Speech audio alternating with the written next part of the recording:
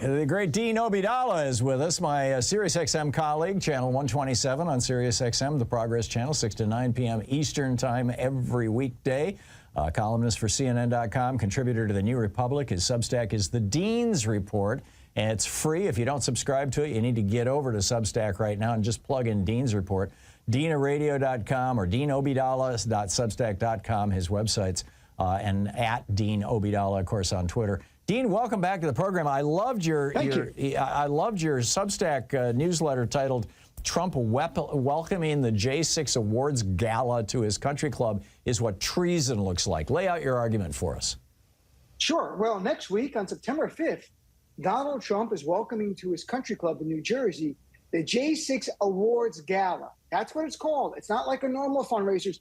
It's an award gala, and they're giving awards where they're raising money and honoring those who, according to the website for the organization, Trump didn't create this, but it's at his country club. It says, "We'll honor those who, J6 defendants who have shown incredible courage and sacrifice." So they're not honoring the police. They're honoring the people who beat up the police. So let me get this straight, Dean. So they're going to give awards like, you know, to the guy who crushed the most police fingers, or the guy who caused, was most responsible for the death of one of those 3 police officers, or the guy who most successfully maced the largest number of police officers in the face. Is that the sort of thing they're going to be doing?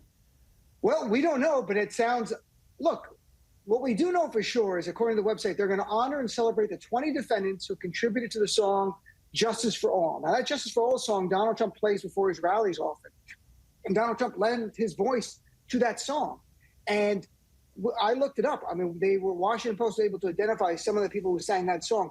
It includes Julian Cater, the person who sprayed Brian Sicknick, the officer who died the next day in the face of pepper spray.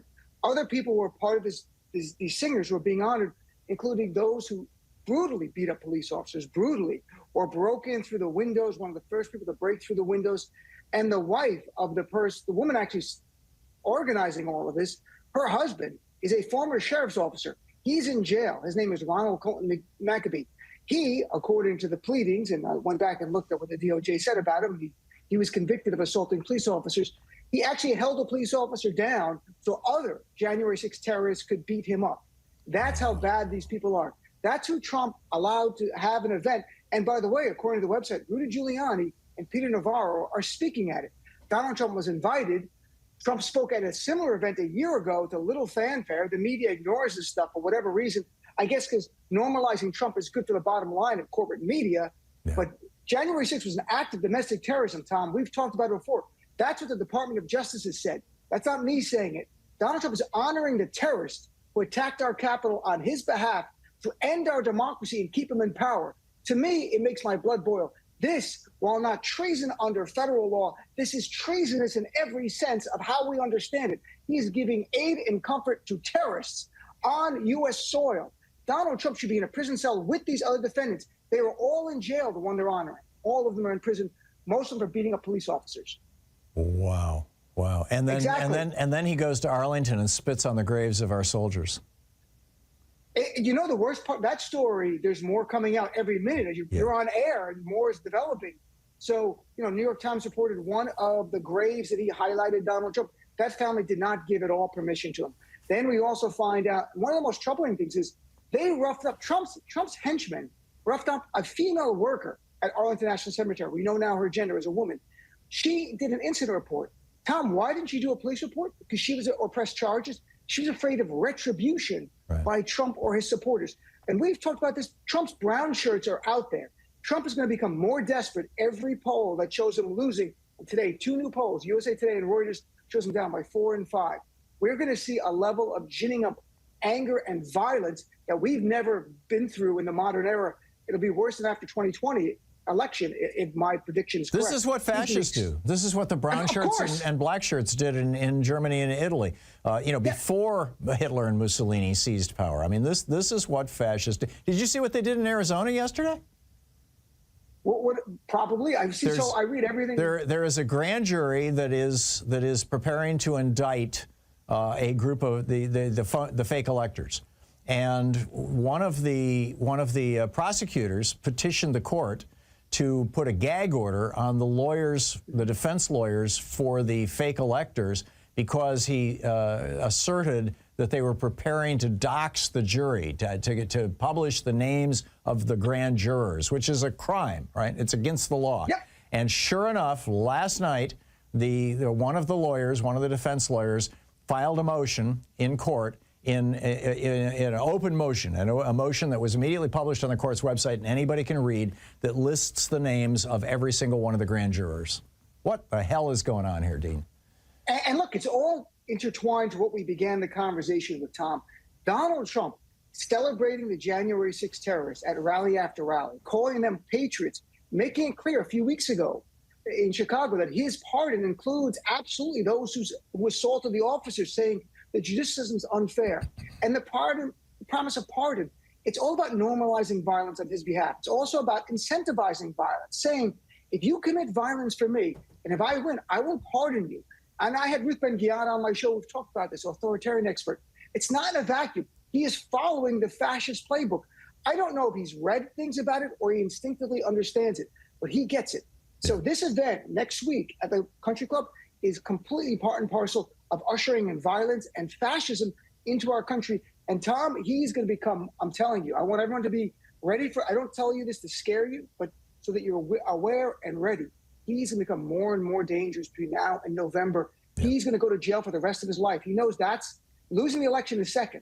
He loses, he's going to jail the rest of his life, and he knows that. Yeah, no, he's desperate, and trapped animals are the most dangerous. You know, we once trapped a mouse in our house, and she got up on her back feet and came right at us. I mean, it's wow. Yeah. Well, if the mouse doesn't have their own private jet, Trump does. He might flee the jurisdiction. Yeah. I'm hoping for a new Fugitive sequel. Well, that at least will be fun. He told Elon Musk that he was going to flee to Venezuela if he lost. I was surprised that story didn't become, a 3-day news cycle story in the New York Times. Nobody even reported on it, to the best of my knowledge, Dean. And that's the amazing thing. We watch stuff, and you and I look at it through the prism of history, and we understand what fascists have done and authoritarians have done.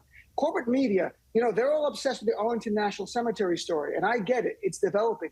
But to me, the bigger story is Donald Trump having at his country club the January 6th Awards Gala next week to honor the terrorists who attacked our Capitol. And maybe it's personal for me, Tom, because I'm Muslim, and Donald Trump in 2016 said, Muslims, we know where the terrorists are, and they should come after our family. We don't know where the terrorists are. We would turn them in. Are you kidding me? Donald Trump not only knows where the terrorists is, he's the bin Laden of January 6th.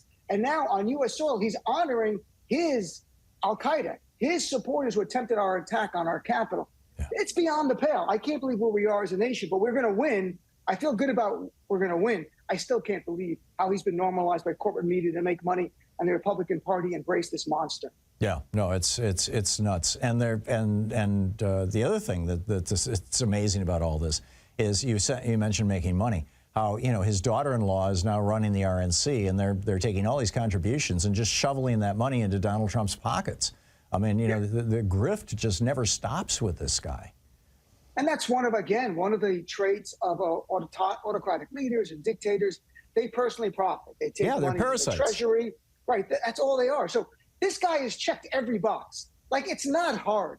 If someone in corporate media would just do a little bit of research and not be afraid of using the word fascist on air and define it for our fellow Americans, or at least make it clear.